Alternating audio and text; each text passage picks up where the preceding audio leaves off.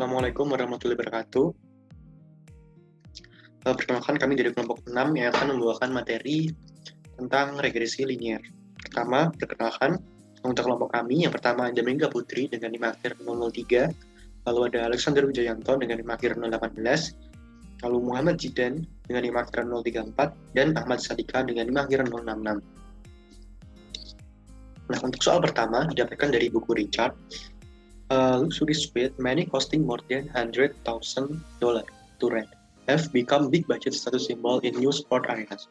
Below are the number of suite X and their project revenue Y for 9 of the country news facilities.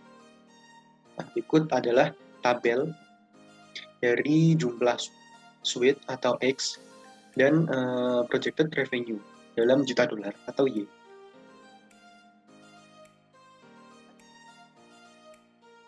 A graph of the luxury suite data in question X.2.5 suggests that the XY relationship is linear. Moreover, it makes sense to constrain the fitted line to go through the origin, since zero suite will necessarily produce zero revenue. A. Find the equation of the least square line Y equal Bx. B. How much revenue would 120 suite be expected to generate? Pertama adalah mencari nilai slope atau B. Persamaan yang sesuai dengan XI memiliki bentuk Y sama dengan BX. Maka slope terbaik untuk kasus ini adalah B sama dengan sigma penjumlahan untuk I sama dengan 1 sampai 9 XI dibagi dengan sigma penjumlahan I sama dengan 1 sampai 9 XI kuadrat. Nah, untuk mencari nilai-nilai tadi, dibuatlah tabel seperti ini. Dan didapatkan nilai dari sigma penjumlahan untuk I sama dengan 1 sampai 9 XI kuadrat sama dengan 54.437. Dan untuk nilai sigma penjumlahan I sama dengan 1 sampai 9 untuk XI adalah 3.329,4. Nah, nilai ini tadi dimasukkan ke dalam rumus. Maka didapatkan nilai slope adalah 0,061. Maka diperoleh kesamaan regresi Y sama dengan BX adalah Y sama dengan 0,061x. Untuk soal B, keuntungan yang didapat jika diperkirakan terdapat 120 suite yang akan dibuat adalah persamaan regresi tadi, Y sama dengan 0,061, X-nya diganti dengan 120. Maka didapatkan nilai Y sama dengan 7,32. Maka keuntungan jika terdapat 120 suite yang akan dibuat sebesar 7,32 juta dolar. Untuk soal selanjutnya akan dijelaskan oleh teman saya. Baik, untuk melanjutkan pada soal kedua yang kami ambil dari buku Mathematical Statistics with Application edisi ke-7 pada tahun 2008. Dalam tesisnya, B. Babani ingin mencari tahu dampak perbedaan rasio dari air dan semen dalam kekuatan beton yang telah dibiarkan dalam jangka waktu 28 hari. Untuk beton dengan 200 pon semen per yard kubik, dia mendapatkan data yang dilampirkan pada tabel di bawah. Jika Y adalah kekuatan beton dan X adalah rasio dari air dan semen, tentukan. Yang pertama, model dari beta 0 topi tambah beta 1 topi X. Lalu yang kedua, uji H0 sama dengan beta 1 sama dengan 0, dan beta 1 kurang dari 0 dengan alfa 0,05. Dan di kanannya adalah tabel mengenai datanya. Baik, untuk menyelesaikan yang pertama, untuk mendapatkan beta 0 topi dan beta 1 topi digunakan rumus beta 1 topi sama dengan SXY dibagi SXX, dan untuk beta 0-nya adalah Y bar dikurangi beta 1 topi dikali X bar. Maka langkah pertama adalah mencari SXY dan SXX. Untuk SXY sendiri, kita bisa mendapatkannya dari sigma I sama dengan 1 sampai N, XI dikalikan dengan YI dikurangi 1 per N, sigma I sama dengan 1 sampai N, XI dikalikan sigma YI dengan I-nya I sama dengan 1 hingga N. Dan untuk SXX sendiri didapatkan dari sigma I sama dengan 1 sampai N, XI kuadrat dikurangi 1 per N, sigma I sama dengan 1 sampai N, XI kuadrat. Lalu untuk mempermudah perhitungannya, kami menggunakan aplikasi Excel untuk mendapatkan nilai-nilai seperti sigma XI-YI dan sigma XI sendiri. Dan dapat dilihat pada tabel berikut.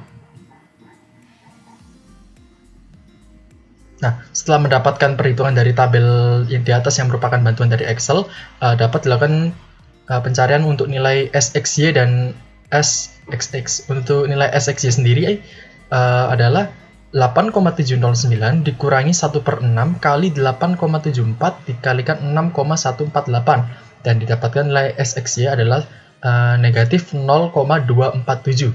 Dan untuk nilai SXX sendiri adalah 12,965 dikurangi 1/6 dikalikan 6,148 kuadrat. Didapatkan nilainya adalah 0,234. Dan untuk beta 1 topi sendiri adalah SXY dibagi SXX. Setelah mendapatkan nilai SXY dan SXX dari persamaan sebelumnya, didapatkan negatif 0,247 dibagi 0,234 dan didapatkan nilai negatif 1,056.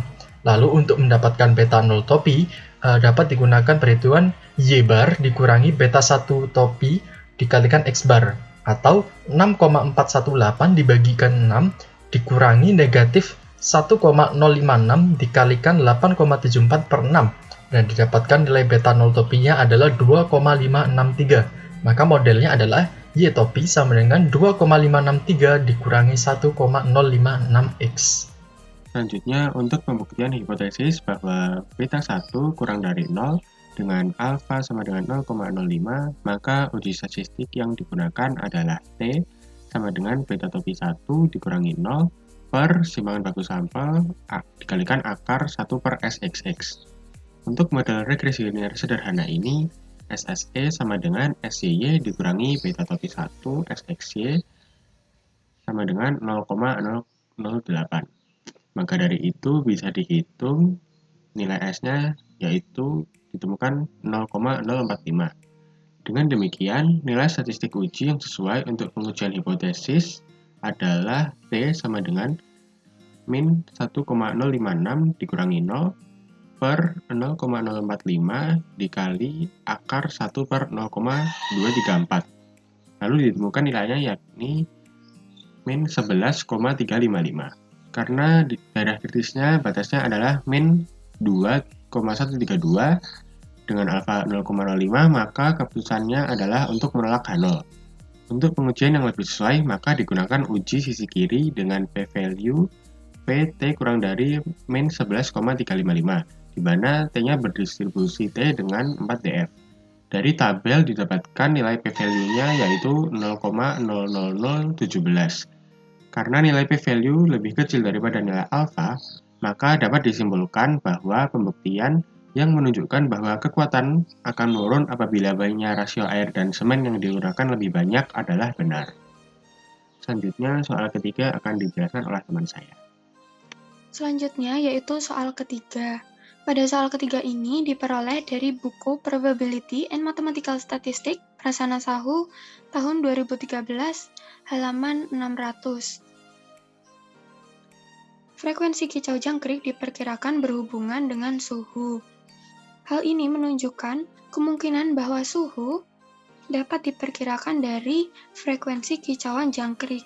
Data berikut merupakan jumlah kicauan jangkrik per detik, di mana variabel X adalah frekuensi kicauan jangkrik dan variabel Y adalah suhu dalam Fahrenheit yang ditunjukkan pada data di bawah ini.